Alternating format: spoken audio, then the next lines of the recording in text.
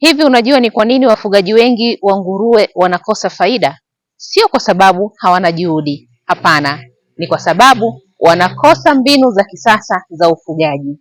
Leo, Profesa Faustin Lekule kutoka SUA anatufungulia milango ya ufugaji yenye tija. Profesa Faustin Lekule ni mtaalamu wa mambo ya mifugo na hasa kwenye upande wa lishe, utunzaji wa mifugo, na nimekuwa nafundisha hapa Chuo Kikuu cha Sokoine kwa muda mrefu. Nimekuja kuwafunza ABC za ufugaji. Unaanza na nini? Unajifunza nini?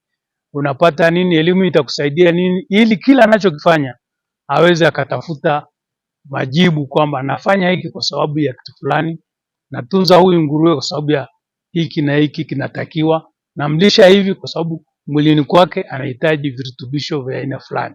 Kwa hivyo haya matatu, na pengine la nne, masoko. Masoko pia ni jambo ambalo linasumbua. Mtu anafuga lakini mwisho wa siku hajui zao lake alilozalisha atauzia wapi. Zama za kufuga kimazoea zimepita. Profesa Lekule anasisitiza mambo makuu matatu ya mageuzi. Ufugaji wa kisayansi una njia kadhaa. Mojawapo, unapoanza kufuga lazima uchague mbegu. Sasa mbegu ambazo walikuwa wanatumia siku za nyuma wafugaji wengi walikuwa sio bora na hazitoi nyama bora.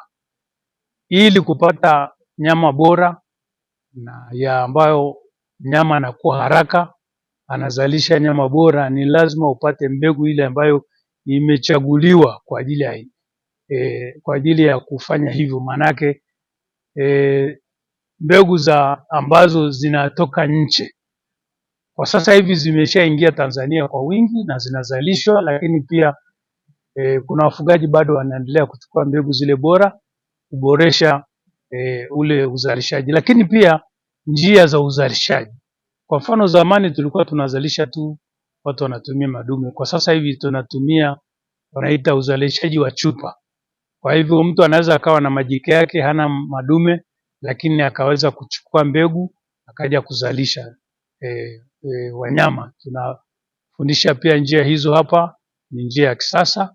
Lakini pia katika kusimamia shamba, hilo ndio kitu kikubwa ambacho watu mara nyingi wanashindwa kusimamia kama hawapo shambani.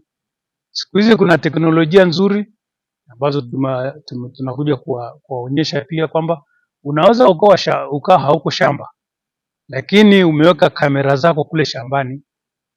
Kwa hivyo kila kinachoendelea kule shambani unaweza kukiona, lakini pia unaweza kutoa ushauri na kusimamia shamba ukiwa haupo pale shambani kwa kutumia utaalamu wa kisasa wa hizi kamera.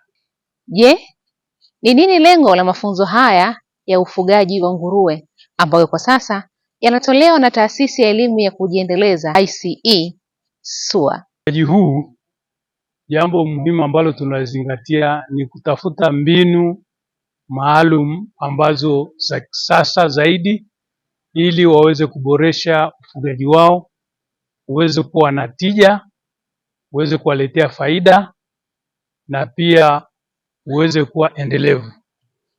Usikubali kubahatisha kwenye uwekezaji wako. Jiunge na wataalamu, ujifunze ufugaji wa kisayansi ili uweze kuepukana na changamoto mbalimbali kwenye shamba lako na uweze kuona faida ya ufugaji